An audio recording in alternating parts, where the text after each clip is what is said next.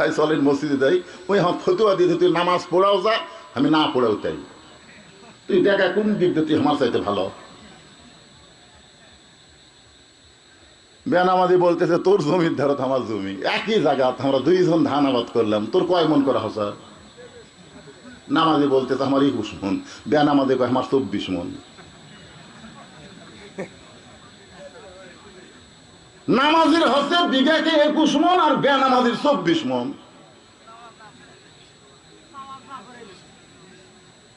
তুই আমার সাথে কোন দিকটা ভালো আছিস ক? তখন চিন্তা করতেছে এভাবে ডাইরেক্ট দিলে হবে না, হেকমতে দাওয়াত দেওয়া লাগবে। জরিকন কি দেওয়া লাগবে? হেকমতে দাওয়াত দেওয়া লাগবে। হাঁপানিয়া বাজারে বেনামাজির সাথে দেখা। কোন বাজারে? হাঁপানিয়া বাজারে ওই বেনামাজির সাথে দেখা। 4টার সময় বলতেছে ভাই চলেন যাই। বেনামাজি বলতেছে এখন কোন নামাজ?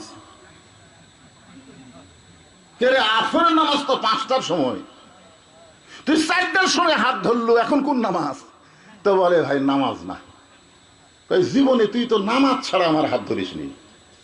বলতেছে ভাই আর তোমাকে আমি কান ধরে তওবা করছি, আর কোনোদিন তোমার নামাজের কথা কমো না, কারণ তুমি নামাজ না পড়াই যদি আমার চাইতে ভালো থাকো তো খামা খা, তোমার নামাজের কথা বলে লাভ কি? তো তাহলে হাত ধরলি কেন? বলে হাত ধরার কারণ হলো তোমাকে একটু চা খিলাবো। যখন কি খিলাবি? আপনারা বলেন তো, নামাজের কথা বললে যে গরম হয়, চা খাওয়ার কথা শুনলে সেই গরম হবে? তখন বলতে যে ভাই তুমি আবার চা খিলাবার পারো? তাই পারি ভাই চলেন যাই। এখন বেনামাজের হাত ধরে চার স্টলে গিয়া বলতে ভাই দেন, নেমকি দেন, পেঁয়াজি দেন, যা ভালো ভালো আছে সবই দেন। বেনামাজি বলতে যে ভাই কত খাওয়াবেন? বলে নিয়ত করছি 50 টাকা। কয় টাকা? 50 টাকা খাওয়ানোর নিয়ত করছি। এখন খাইতে খাইতে 40 টাকা যেই খাওয়া হচ্ছে তখনই আসরের আজান দিছে। যে আসরের আজান দিছে তখন নামাজি বলতেছে ভাইজান এই মুয়াজ্জিনের সময় জ্ঞান নাই। মাইক নষ্ট।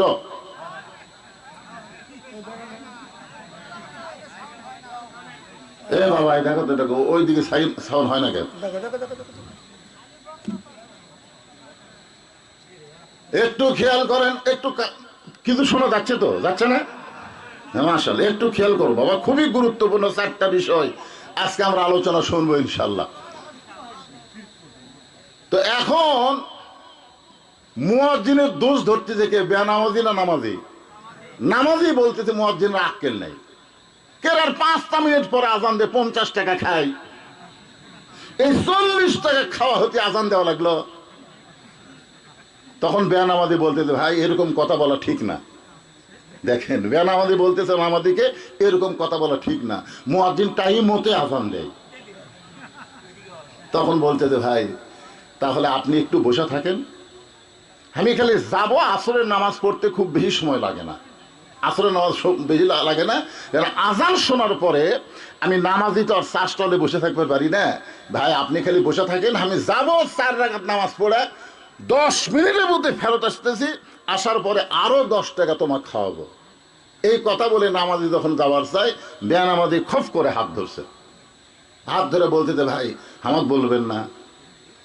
তখন বলতেছে না ভাই এর আগে বহুদিন বলছি, এর আগে বহুদিন বলছি, তুমি যে গরম আজকাল বলবার চাচ্ছি না ভাই। আরে পাগলা, এর আগে বলছো খালি খালি, এর আগে তুমি আমাকে বলছো খালি খালি, আজকে আমার পিছনে 40 টাকা খরচ করছো, আরো 10 টাকা খরচ করবে, খালি কয়ে দেখো মিয়া আমার কি বিবেক নাই? আরে আল্লাহর জন্য না হোক তোমার জন্য এক ওয়াক্ত নামাজ পড়বার পারবো না আমি? আসলে নামাজ কার জন্যে? জোরে বলেন কার জন্যে? আবার মাইকের সাউন্ড বেশি চনচনা হয়ে গেল।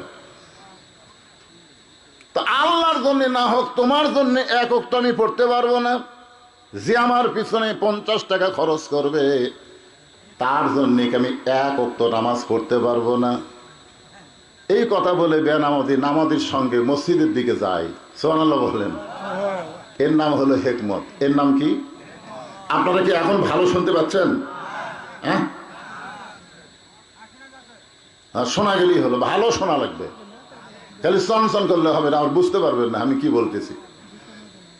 এখন বেনামাজি নামাজের সঙ্গে মসজিদ দিকে যখন রওনা দিয়েছে, এমন সময় নামাজি বলতে যে ভাইজান, এতদিন খালি নামাজের কথা বলতি, তুমি যে গরম, আজকে আমি আর একটা কথা বলবার চাই।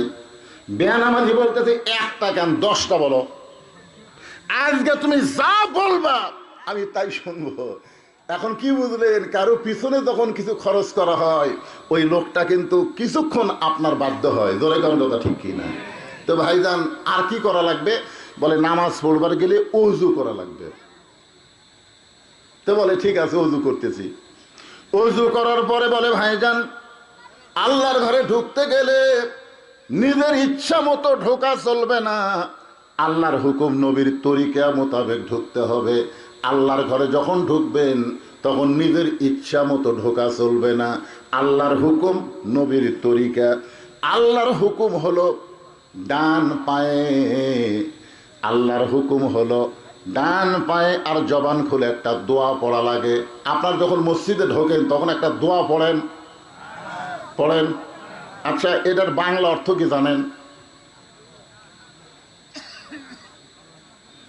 না, এই যে দোয়াটা যে আপনারা আরবিতে পড়েন, আল্লাহুম্মা ফতাহলি আবওয়াবা রহমাতিক, এই দোয়াটার বাংলা অর্থ যদি আপনি জানতেন তাহলে মসজিদের মধ্যে যায় ঘড়ির দিকে একবারও আপনার চোখ যেত না। মসজিদের মধ্যে ঢুকলেই আপনি এমন একটা আল্লাহর রহমতে ভিতরে আবদ্ধ হয়ে যাবেন, আনতাবুদুল্লাহ কাআন্নাকা তারাহু ফাইন লাম তাকুন তারাহু ফাইন্নাহু ইয়ারাকা। জোরে কান সুবহানাল্লাহ। আল্লাহুম্মা ফতাহলি আবওয়াবা রহমাতিক। যে দরজা দিয়ে আপনি ঢুকতেছেন এই দরজা হলো রহমতের দরজা। ডান পায়ে যেই মাত্র বেনামাজি বারান্দায়, নামাজি এক দৌড়ে সামনে কাতারে গিয়া আল্লাহর কাছে বলতেছে, আল্লাহ আমার দায়িত্ব শেষ, তোমার দায়িত্ব শুরু। সোনাল্লাহ। নামাজি আল্লাহকে বলতেছে, আল্লাহ আমার দায়িত্ব শেষ, আমার দায়িত্ব হলো বেনামাজি বান্দাকে তোমার ঘরের মধ্যে ঢুকাইয়া দেওয়া, আর তোমার দায়িত্ব হলো হেদায়েত দেওয়া। আপনারা বলেন তো বান্দার দায়িত্ব কি? এই হুজুররা কি লাভ দিয়ে উঠলো কেরা? আচ্ছা যাক যাক যাক যাও। বান্দার দায়িত্ব হলো দাওয়াত দেওয়া। জোরে কোন কি দেওয়া? আর হেদায়েতের মালিককে আল্লাহ। নবী 400 বার এই ওমান আহসানু কওলাম মিম্মান দা ইলাল্লাহ আয়াত নাজিল হওয়ার কারণে নবী 400 বার আবু জেহেলের কাছে কলেমার দাওয়াত দিয়েছে। জোরে বলেন কতবার? 400 বার, 1-2 বার। আপনারা বলেন তো যতবার নবী দাওয়াত দিছে ততবার কি আবু জেহেল নবীর সাথে ভালো কথা কছে? প্রত্যেকবারই নবীর সঙ্গে খারাপ ব্যবহার করছে। নবী কোনোদিনও মন খারাপ করেনি। একদিন নবী বলতেছেন, আল্লাহ এতবার দাওয়াত দিলাম তারপরেও, আল্লাহ বলে হাবিব আপনার কাজ হলো দাওয়াত দেওয়া, আর আমি আল্লাহর দায়িত্ব হলো হেদায়েত দেওয়া। আমি যেইভাবে হোক আল্লাহ তোমার বেনামাজি বান্দাকে মসজিদের মধ্যে হাজির করেছি, আমি তোমার কাছে দোয়া করতেছি, আল্লাহ তুমি তোমার বেনামাজি বান্দাকে নামাজি হিসাবে কবুল করে নাও। আপনারা বলেন তো এই দোয়াকে আল্লাহ কবুল করবে? কি মনে হচ্ছে? কথা কয় না। একটা বেনামাজি বান্দাকে যেভাবেই হোক হেকমতের সাথে টাকা পয়সা খরচ করে মসজিদের বারান্দা পর্যন্ত নিয়ে গেছে, ও এখন সামনে কাতারে গিয়ে আল্লাহকে বলতেছে, আল্লাহ আমার দায়িত্ব হলো দাওয়াত দেওয়া, আমি যেভাবেই হোক তোমার বান্দাকে তোমার ঘরের বারান্দায় হাজির করে দিছি, এখন তোমার দায়িত্ব হলো হেদায়েত দেওয়া। এভাবে যদি কোনো দাওয়াতকারী আল্লাহর কাছে দোয়া করে, আল্লাহ কি দোয়া কবুল না করে পারে? আপনাদের কি মনে হচ্ছে এরপরেও আল্লাহ দোয়া কবুল করবে না? আসরের 4 রাকাত নামাজ হয়ে গেল, সমস্ত মুসল্লি মসজিদ থেকে বাহিরে আসে, বেনামাজি মসজিদের মধ্যে থেকে আর বাহিরে আসে না।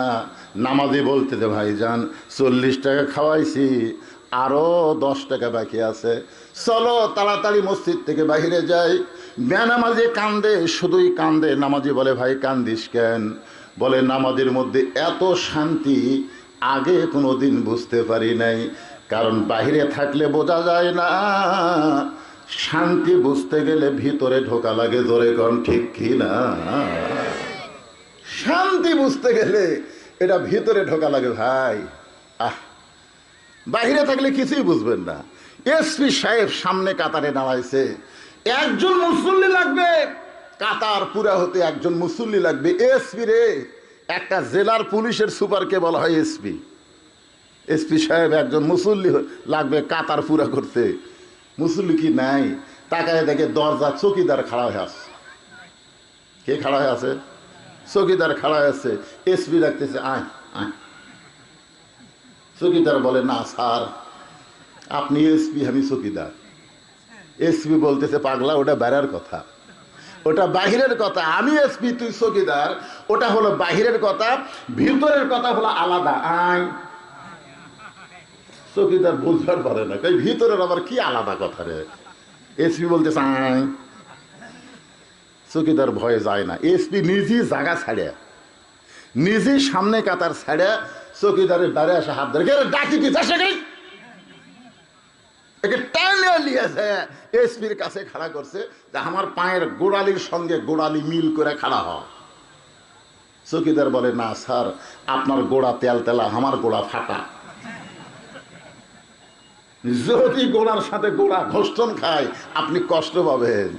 এসপি বলে, পাগল, এটা আল্লাহর ঘর, এর ভিতরে ঢুকলে এসপি চৌকিদার থাকে না। আমরা দুই ভাই কাদের সঙ্গে কাঁধ মিলাইয়া জামাত করতে চাই। ধরে কান সুবহানাল্লাহ। চৌকিদার কান্দের বলে, আল্লাহ, ভিতরে এত শান্তি, এটা না ঢুকলে বোঝা যায় না। সুবহানাল্লাহ কান না কেন? সারাদিন ভিক্ষা করে, চাউল নিয়ে বাড়িতে আসে, বউ বেজার। ফকির কয়, কুত, আমরা সবসময় প্রশংসা করব। আমি মাঝে মাঝে আয়নায় যখন নিজের চেহারা দেখি, নিজের কপালে হাত দিয়ে চুমা খাই। আমার কপালে আমি নিজে হাত দিয়ে চুমা খাই। এইটা আমার ছোট মেয়ে দেখে আবার ওর মায়ের কাছে গল্প করছে যে আব্বু মনে হয় পাগলা হয়ে গেছে, নিজের কপালে হাত দিয়ে আবার চুমা খায়। তা আমার বউ বলতেছে, ব্যারাম ধরলো কবে থেকে? আমি কইলাম, এটা ব্যারাম না, এটা হলো আল্লাহ আমার ভাগ্যটাকে এত ভালো করেছে, আমি পাপী হওয়ার পরেও বিশ্ব নবীর উম্মত হতে পেরেছি। বলেন সুবহানাল্লাহ। যেই নবী নিজে জান্নাতে যাবে না যতক্ষণ পর্যন্ত আমরা জান্নাতে না ঢুকব। সুবহানাল্লাহ হয় না? আপনারা কি মনে করতেছেন এই নামাজ দিয়ে, এই রোজা দিয়ে, এই টুটা ফাটা আমল দিয়ে আপনি জান্নাতে যাবেন? এটা কে শুধলো রে? এটা শুধলো কে? রে পাগলা, বক্তার দিকে ঠ্যাং দিয়ে শুয়ে পড়ছিস। আর ভিডিও করুক আর যাই করুক, হ্যাঁ, আপনারা কি মনে করতেছেন যে আমাদের এই আমল দিয়ে আমরা জান্নাতে যাব? যদি আমরা ঠেকা যাই, মনে করেন জান্নাতে যাবার জায়গা মাঝখানে আমরা ঠেকে গেছি, মানে আমরা জান্নাতে যাওয়ার পারতেছি না, ওই সময় বিশ্বাস করেন, ওই সময় বাপ মা আত্মীয় স্বজন কেউ আপনার দিকে তাকাবে না, কেউ আপনার দিকে তাকাবে না। ওই সময় শুধু একজন ভাগ্য গুণে আমরা তারই উম্মত। বলেন সুবহানাল্লাহ। আমাদের ভাগ্য এত ভালো যে আমরা তারই উম্মত হতে পেরেছি। আল্লাহ যখন হাকিম হইয়া আমাদেরকে আসামি বানায় বিচার শুরু করবেন, ওই সময় আমাদের নবী উকিল হয়ে, ব্যারিস্টার হয়ে আল্লাহর কাছে আমাদের পক্ষে ওকালতি করে আমাদেরকে সুপারিশ করে জান্নাতে পৌঁছায়া দিবে। এমন একজন নবীর উম্মত হওয়াতে আপনারা খুশি হলেন না বেজার হলেন? তাহলে জবান খুলে আরেকবার বলি আলহামদুলিল্লাহ। এখন আসেন যে কোরআন থেকে আমরা তাফসির শুনবো। আজকে 4টা বিষয় ওয়াজ হবে, কারণ আর কিছুদিন পরেই কুরবানি। যেরকম ঠিক কিনা? এই কুরবানি কিন্তু সবার জন্য না, মানে ঈদুল ফিতরে সবাই যেরকম আনন্দ করে, এই কুরবানি ঈদে সবাই তেমন আনন্দ করে না। এটা আমরা বুঝবার পারি ঈদের মাঠে যাইয়া। মানে ঈদুল ফিতরে যত টাকা হাদিয়া পাই, হাদিয়া বোঝেন না, মানে গামছা ধরে হুজুরের টাকা এরকম তোলে, কাতারে ফাঁকে ফাঁকে যায় তোলে, ঈদ উল ফিতরে যত টাকা হাদিয়া পাই ঈদ উল আজহায় অত টাকা হয় না। কেন হয় না এটা আমি বিশ্লেষণ করে দেখছি, যারা কুরবানি দিবার পারে না তারকে মন খুব একটা ভালো থাকে না। কথাটা বুঝলেন না? খুব একটা মন ভালো থাকে না। ধনীরা কুরবানি দিচ্ছে, আমরা দিবার পারতেছি না, মনের মধ্যে একটা অশান্তি। এই জন্য গামছার মধ্যে গরিবেরা খুব একটা টাকা দিবার চায় না, এ কারণে হুজুরের হাদিয়া কম হয়। এটা কিন্তু একটা জিনিস বোঝানোর জন্য আপনাদেরকে বলতেছি, সেটা হলো এখানে আজকে 4টা বিষয় যে আলোচনা হবে তার মধ্যে 1 নম্বর হচ্ছে নামাজ, 2 নম্বর হচ্ছে কুরবানি, 3 নম্বর হচ্ছে বেঁচে থাকা, 4 নম্বর হলো মরে যাওয়া লিল্লাহি রব্বিল আলামিন, কেবলমাত্র শুধুমাত্র একমাত্র আল্লাহর জন্যে। জোরে কান সুবহানাল্লাহ। হ্যাঁ, আর সূরা কাউসারের মধ্যে আল্লাহ বলেছেন ইন্না আতাইনাকাল কাউসার ফাসাল্লি লিরাব্বিকা ওয়ানহার। যদি তোমরা হাউজে কাউসারের পানি পান করতে চাও তাহলে কমপক্ষে 2টা আমল করা লাগবে, একটা হলো নামাজ, একটা হলো কুরবানি। তো এখন এখানে আমি সূরা কাউসারের আলোচনা করব না, আলোচনা করব যে আয়াতটা তেলাওয়াত করেছি, ইন্না সলাতি ওয়া নুসুকি ওয়া মাহইয়ায়া ওয়া মামাতি লিল্লাহি রাব্বিল আলামিন। এই 4টা বিষয় আজকে আমরা পুরোপুরি একটা তাফসীর শুনবো। আপনারা কি রাজি আছেন?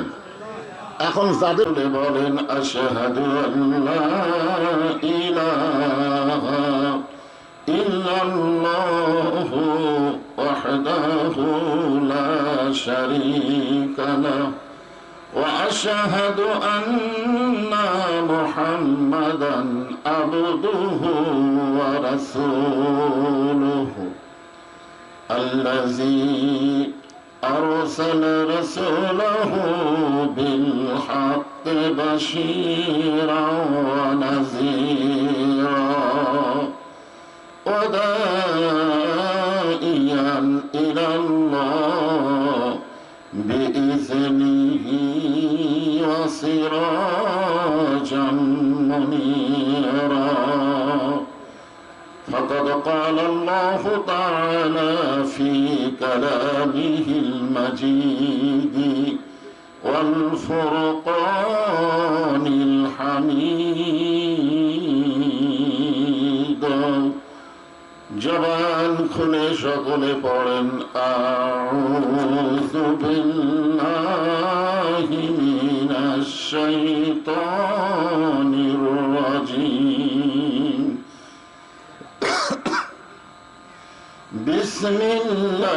বিসমিল্লাহির রহমানির রহিম. কুল ইন্না সালাতি ওয়া নুসুকি ওয়া মাহইয়ায়া ওয়া মামাতি লিল্লাহি রাব্বিল আলামিন. ইন্না আল্লাহা ওয়া মালাইকাতাহু ইউসাল্লুনা আলান নবী ইয়া আইয়ুহাল্লাযীনা আমানু সাল্লু আলাইহি ওয়া সাল্লিমু تسليما. اللهم صل على محمد وعلى آل محمد كما صليت على إبراهيم وعلى آل إبراهيم إنك حميد مجيد. اللهم بارك على محمد وعلى آل محمد كما باركت على إبراهيم وعلى آل إبراهيم إنك حميد مجيد. مشرق حب محمد সকলে বলি সাল্লাল্লাহু আলাইহি ওয়াসাল্লাম. মতলায়ে দিওয়ানি মা मतलाए खुर्शीद इश्कास सीनाए सुजानी मा बलगल उला बिकमालिही कशफद दुजा बिजमालिही हसनत जमीअ खिसालिही सल्लो अलैहि व आलिहि अल्लाहुम्मा आमीन। জান্নাতের বাগান থেকে জান্নাতি মানুষদেরকে নিয়ে আমি গুনাহগার তোমার রহমতের দরজায় দোখানা হাত তুলেছি আল্লাহ। হাসরের ময়দানে জাব্বার আর কাহার নামী রূপ নিয়ে তুমি যখন বিচার শুরু করবে, তোমার সামনে দাঁড়ায়া সমস্ত নবীরা নফসি নফসি বলে কাঁদতে থাকবে। এমন কঠিন অবস্থা হাসরে হবে, সেদিন সমস্ত নবী তার উম্মতকে ভুলে যাবে, শুধু বলবে আল্লাহ আমার কি হবে, আমার কি হবে। একমাত্র দরদি নবী শাফাতের কান্ডারি ইয়া রব্বি হাবলি উম্মতি বলে সেজদায় পড়ে যাবে। সেই কঠিন মুসিবতের সময় আজকের এই মাহফিলকে ওসিলা করে আমাদের সবাইকে রাসূলের উম্মতের কাতারে আল্লাহ কবুল করে নিও। সুবহান রাব্বিকা রাব্বিল ইজ্জাতি আম্মা ইয়াসিফুন ওয়া সালামুন আলাল মুরসালিন ওয়ালহামদুলিল্লাহি রাব্বিল আলামিন। লা ইলাহা ইল্লাল্লাহ। মাইকের সাউন্ড ফাটা বাসের মতন চ্যাপ চ্যাপ করতেছে, সাউন্ডটা ক্লিয়ার করো। লা ইলাহা ইল্লাল্লাহ, লা ইলাহা। সবাই আল্লাহর জিকির করতে শরণ আছে?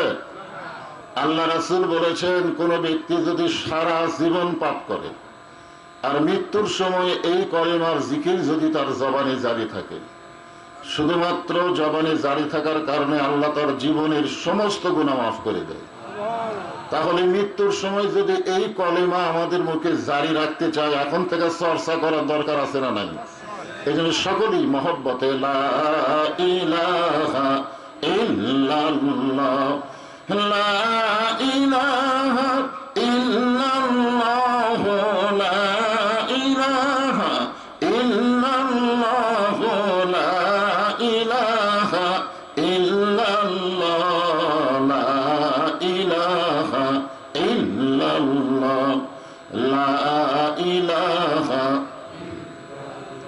যার দিলে আছে আমার আল্লাহর ভয়, যার মনে আছে আল্লাহর ভয়, আল্লাহ আল্লাহ সব সময় যার দিলে আছে আল্লাহর ভয়, যার মনে আছে আল্লাহর ভয়, আল্লাহ আল্লাহ সব সময়। আহার নিদ্রা ভালো লাগে না এই দুনিয়া, ভালো লাগে না, ভালো লাগে শুধু আল্লাহ। লা ইলাহা মহব্বত, আল্লাহর মহব্বত। লা ইলাহা ইল্লাল্লাহ, লা ইলাহা। যখন দুনিয়াতে কোনো ইবাদত ছিল না, নামাজ ছিল না, রোজা ছিল না, হজ ছিল না, যাকাত ছিল না, তখন একটা ইবাদত, সেই ইবাদতের নাম হলো জিকির করা। যারা বলেন ইবাদতের নাম কি? এই জন্যে কোরআনের কোনো জায়গায় আল্লাহ বলে নাই যে সব সময় নামাজ পড়ো, কোনো জায়গায় আল্লাহ বলে নাই যে সব সময় রোজা করো, কোনো জায়গায় আল্লাহ বলে নাই যে সব সময় যাকাত দাও। কোন জায়গায় আল্লাহ বলে না যে সব সময় হজ করো, কিন্তু আল্লাহ কোরআনে বলেছেন সব সময় বেশি বেশি আল্লাহর জিকির করো। তার মানে কি বুঝলেন? সবচাইতে আল্লাহর কাছে উত্তম ইবাদতের নাম হলো জিকির করা। আর এই জিকির করতে আমাদের ভিতরে নানা আপত্তি হওয়ার পিছনে কারণও আছে। কারণ আমাদের বাংলাদেশে জিকিরের নামে যা চলতিছে, গতকাল আমাদের বগুড়া জেলার মহাস্থানে হয়ে গেল, আজকে পেপারে দেখলাম কয়েক মন গাঁজা বিক্রি হলো, কয়েক মন। চিন্তা করে দেখছেন? এই জিকির, ওরা কি জিকির করে? ওই জিকিরের কথা হচ্ছে না তো। আফজালুল জিকির লা ইলাহা ইল্লাল্লাহ, সব চাইতে উত্তম জিকির হচ্ছে লা ইলাহা ইল্লাল্লাহ। এই জিকির করতে আমাদের আপত্তি আছে? এই জন্য মহব্বতে লা ইলাহা ইল্লাল্লাহ, লা ইলাহা, লা ইলাহা ইল্লাল্লাহ মুহাম্মাদুর রাসূলুল্লাহ। সকলেই বলি সাল্লাল্লাহু আলাইহি ওয়াসাল্লাম। এই যে দেখো তোমার মাইকে করতেছে, এটা বন্ধ করে দিলে সাউন্ড ক্লিয়ার হবে। বাসারি গ্রাম ইমামবাড়ি নুরানি হাফেজি মাদ্রাসা ও লিল্লা বোর্ডিং এর উদ্যোগে আজকের এই তাফসীরুল কোরআন মাহফিল, আজকের এই মাহফিল আল্লাহ তাআলা যিনাকে সম্মানিত সভাপতির আসনে কবুল করেছেন, যিনি মাদ্রাসার প্রধান হিতাকাঙ্ক্ষী আলহাজ মোহাম্মদ আব্দুল মালেক সাহেব, আজকের এই মাহফিলের সম্মানিত সভাপতিকে অন্তরের অন্তঃস্থল থেকে আমি শুভেচ্ছা জ্ঞাপন করছি এবং দোয়া করি আল্লাহ পাক তাকে সিহাতে কুল্লে হায়াতে তাইবা দান করুন। সকলে বলে আমিন। এবং আল্লাহর দ্বীনের আরো বেশি বেশি খেদমত করার তৌফিক দান করুন। আজকের এই মাহফিলের সম্মানিত প্রধান অতিথি জনাব আলহাজ মোহাম্মদ মামুনুর রহমান রিফন, যিনি আমার ডান পাশে বসে আছেন। ওনাকে বলা হলো আপনি কিছু বলেন, তো বলতেছে আমি কিছু ওয়াজ শুনবো তারপরে বলবো। তা আলহামদুলিল্লাহ আজকের প্রধান অতিথিকে আমরা প্রাণ ভরে সবাই দোয়া করি আল্লাহ পাক তাকে কবুল করুন। সকলে বলে আমিন। আজকের এই মাহফিলের সম্মানিত সুধীজন, সম্মানিত ওলামায়ে কেরাম, আপনাদের মাঝে মাঝে যে সমস্ত আলেম ওলামা বসে আছেন, মঞ্চে আছেন, মাগরিবের নামাজের পর থেকে এত রাত পর্যন্ত কোরআন হাদিসের আলোকে অত্যন্ত গুরুত্বপূর্ণ আলোচনা করে আপনাদেরকে শোনালেন আলেম ওলামা সহ আজকের মাহফিলের বক্তাগণকে অন্তরের অন্তঃস্থল থেকে আমি শুভেচ্ছা জ্ঞাপন করছি। এই মুহূর্তে আমার সামনে যারা বসে আছেন, এটা কিন্তু ওয়াজের মৌসুম না, এই সময় মাহফিল হয় না। জোরে কর, মাহফিল হয় না। জ্যৈষ্ঠ মাসে মাহফিল হয়, তারপরেও আজকের এই মাহফিল আল্লাহ পাক কবুল করেছেন। কারণ আমরা খবরে দেখলাম, শুনলাম অনেক জায়গায় বৃষ্টি হচ্ছে, কিন্তু এখানে আল্লাহ বৃষ্টি দেয়নি। তার মানে আজকের এই মাহফিল আল্লাহ কবুল করতেছেন, বলেন আলহামদুলিল্লাহ। আমার সামনে যারা বসে আছেন, এর চাইতে বেশি মানুষ এই রাস্তায় গ্যাঞ্জাম করতেছে। এত রাত্রে রাস্তায় ঘোরা লক্ষণ ভালো? তো এলাকার মাহফিল কমিটির যারা মাহফিল করতেছেন তাদেরকে বলবো রাস্তায় বেশি ছেলেপেলের গ্যাঞ্জাম যেন না হয়। কিছুক্ষণ আগে তো মারামারি শুরু হয়েছিল, কি একটা অবস্থা। তো যারা আশেপাশে ঘোরাঘুরি করতেছেন, রাস্তায় থাকার কোনো সুযোগ নেই। এত রাত্রে রাস্তায় ঘোরা লক্ষণ ভালো? আপনারা বলেন তো, এখন রাত 10টা 20 বাজতেছে। রাত 10টা 20-এ কোনো ভালো মানুষের সন্তান রাস্তায় থাকবে না। যারাই থাকবে বুঝবেন তারা হলো চোর ডাকাত, ঠিক কিনা বলেন? এত রাত্রে রাস্তায় ভালো মানুষ থাকে? চোর ডাকাত থাকে। তো এই জন্য রাস্তায় না ঘুরে কোরআনের মাহফিলে আসেন। মন যদি না চায় আপনি বাড়িতে চলে যান, কিন্তু অযথা রাস্তায় ঘুরে আপনি আপনার বাপ মায়ের দুর্নাম করেন না। আসেন, যারা আমার সামনে বসে আছেন, যিনাদেরকে আল্লাহ তাআলা কবুল করেছেন, সুবহানাল্লাহ বলেন। এখানে আসতে গেলে বসতে গেলে যোগ্যতা লাগে। এমনি এমনি এখানে আসাও যায় না, বসাও যায় না। একথা আল্লাহ নিজে কোরআনে বলেছেন, মা সাবাকা মিন হাসানাতিন ফামিন আল্লাহ। বান্দা বান্দির দ্বারা যখন কোনো ভালো কাজ হয়, এই ভালো কাজ বান্দা বান্দি করে না, বরং আল্লাহ তাআলা নিজেই করায়। এখন আপনারা বলেন তো, কোরআনের মাহফিলে বসা এটা ভালো কাজ না খারাপ কাজ? তাহলে এই ভালো কাজকে আমরা করলাম, জোরে বলেন আমরা করলাম, আল্লাহ করালো। এই মুহূর্তে আমরা বিশ্বাস করতে পারি, আমরা যত বড়ই পাপী হই না কেন, আল্লাহ আমাদের উপরে খুশি আছেন। সুবহানাল্লাহ বলেন। আল্লাহ যদি খুশি না থাকতো, এই জান্নাতের টুকরার মধ্যে আমাদেরকে কবুল করতেন না। যে আল্লাহ দয়া করে রহম করে জান্নাতের বাগানে কবুল করেছেন, আমার সামনে যারা বসে আছেন, আমি আমার অন্তরের অন্তঃস্থল থেকে আপনাদের সবাইকে শুভেচ্ছা জ্ঞাপন করছি। সম্মানিত মা বোনেরা, পর্দার অন্তরালে বসে বসে যারা আলোচনা শুনতেছেন, আমি তাদেরকেও শ্রদ্ধা জ্ঞাপন করে এই মুহূর্তে জানতে চাচ্ছি আপনারা সকলে কেমন আছেন। আলহামদুলিল্লাহ রাব্বিল আলামিন। যে আল্লাহ শারীরিক সুস্থতা, মানসিক প্রশান্তি, সুবহানাল্লাহ বলেন। কিছুদিন আগে আমাদের মনের মধ্যে একটা অশান্তি ছিল, পাম্পে গেলে তেল নাই,